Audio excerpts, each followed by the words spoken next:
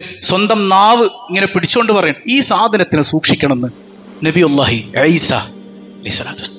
ഈ സാധനം ഡേഞ്ചറാണ്. ഇന്ന് നമുക്ക് പറയാനുള്ളത് ഈ സാധനത്തെക്കാൾ ഡേഞ്ചർ ഏതാണ്?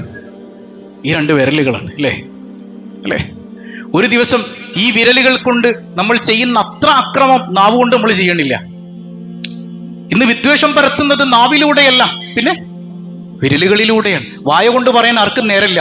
തെറി വിളിക്കുന്നത് വാട്സപ്പിൽ ടൈപ്പ് ചെയ്തിട്ടാ, ഇൻസ്റ്റഗ്രാമിൽ ചീത്ത വിളിക്കുക, ഫേസ്ബുക്കിലൂടെ ചീത്ത വിളിക്കുക. നാവിനേക്കാൾ വിരല് അക്രമകാരിയായി മാറിയ ഒരു കാലഘട്ടം അല്ലെ? ഇന്ന് സോഷ്യൽ മീഡിയയുടെ ഈ അതിപ്രസര കാലഘട്ടത്തിൽ എങ്ങനെങ്കിലുമൊക്കെ വൈറലായാൽ മതി ആളുകൾക്ക്. അതിൽ മറ്റുള്ളവന്റെ സ്വകാര്യതയൊന്നും ഇവിടെ ഒരു വിഷയമല്ല.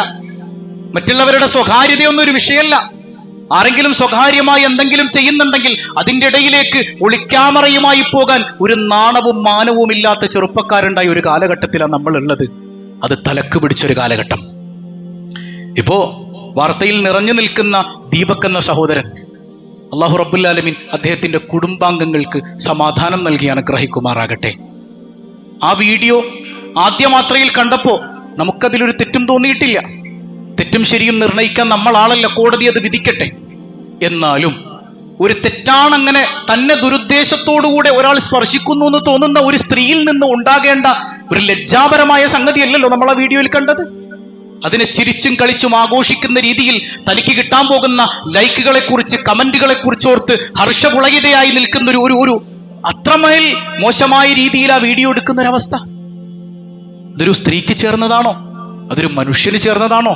ഒരിക്കലും നമ്മളവരെ കുറ്റപ്പെടുത്തുന്നു എന്നല്ല, നമ്മളൊരാളെയും തെറ്റിനെയും ന്യായീകരിക്കുന്നതുമല്ല, അങ്ങനെ തെറ്റുണ്ടായി എന്ന് പറയുകയല്ല. അങ്ങനെ ഉണ്ടെങ്കിൽ അത് കോടതി തീരുമാനിക്കട്ടെ. പക്ഷെ നമ്മുടെ മാത്രയിൽ അങ്ങനെ തോന്നിയിട്ടില്ല എന്ന് പറഞ്ഞതാണ്. അവർക്കത് പോലീസിനെ ഏൽപ്പിക്കാമായിരുന്നു, അല്ലെങ്കിൽ അവിടെ ശബ്ദമുണ്ടാക്കി ജനങ്ങളെ കൂട്ടാമായിരുന്നു.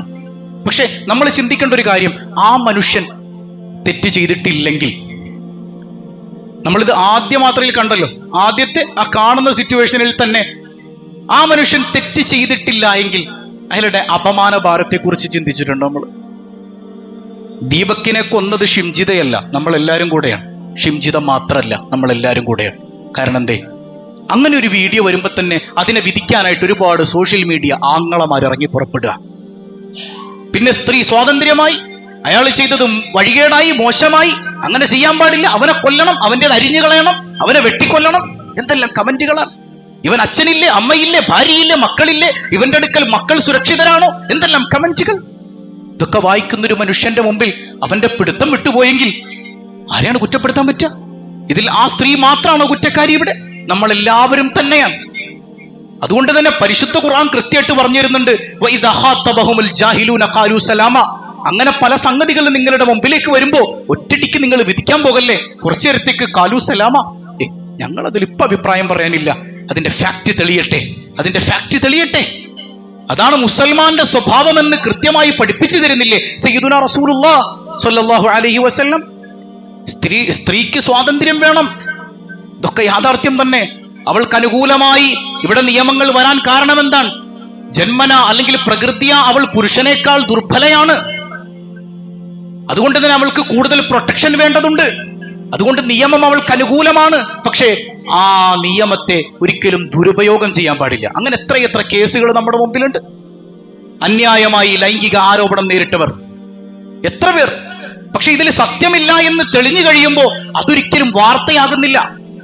കാലാകാലം അവന്റെ വീട്ടിലും നാട്ടിലും നാണം കെട്ടവനായി തലപോലും ഉയർത്തി നടക്കാൻ പറ്റാതായ എത്രയോ മനുഷ്യന്മാരുണ്ട്. അള്ളാഹു സത്യം തെളിയിക്കട്ടെ.